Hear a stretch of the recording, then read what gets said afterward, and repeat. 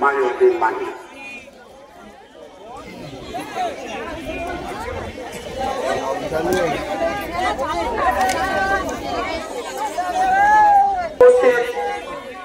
মঞ্চ উপবিষ্ট মঞ্চমান চলা সভাপতি সাহেব এবং মঞ্চ উপবিষ্ট রাজ্য কমিটির এবং সর্বোপরি জেলা নেতৃত্ব এবং আমাদের সম্মুখে উপস্থিত সর্বস্তরের নেতা কর্মী সমর্থক যারা এই সভায় এই অধিকার সভায় সমবেত হয়েছেন তাদেরকে আমার তরফ থেকে অভিনন্দন।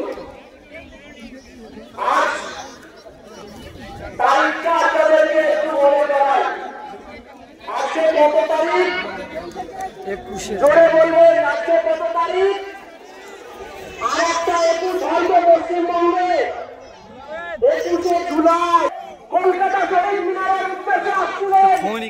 দায়িত্ব নিয়ে বলতে পারি একজনকে ওই শব্দটা শুনতে হয়নি যে এটা চোরেদের সমাবেশ, এটা সমাবেশ। কাল ছিলেন জেপিসির মিটিংয়ে, জয়েন্ট পার্লামেন্টারি কমিটির মিটিংয়ে আমাদের রাজ্যের একজন এমপি সাহেব ছিলেন, যার বডি ল্যাঙ্গুয়েজ আপনারা আগে দেখেছেন। অভ্যস্তপূর্ণ একটা আইনজীবী।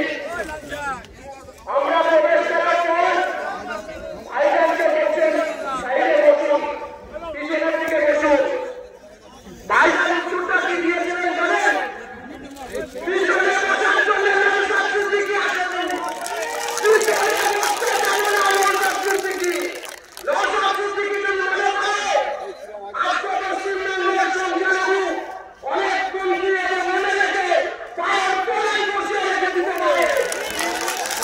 কিন্তু শুধুমাত্র মানুষের অধিকারের কথা বলার জন্য আজকে এই সভায় সভামঞ্চ পর্যন্ত আসতে যাওয়ার জন্য প্রতিবন্ধকতা তৈরি করছে।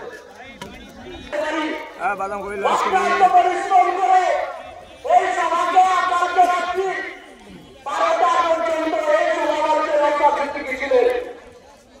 কিন্তু আজকে আপনার মঞ্চে ভাইজানকে দেখতে পাচ্ছেন না। আমি মনে করি ভাইজান আমাদের মনে আছে, ভাইজান আমাদের হৃদয়ে বাস করে। এখানে প্রতিটা মানুষ এক একটা লোক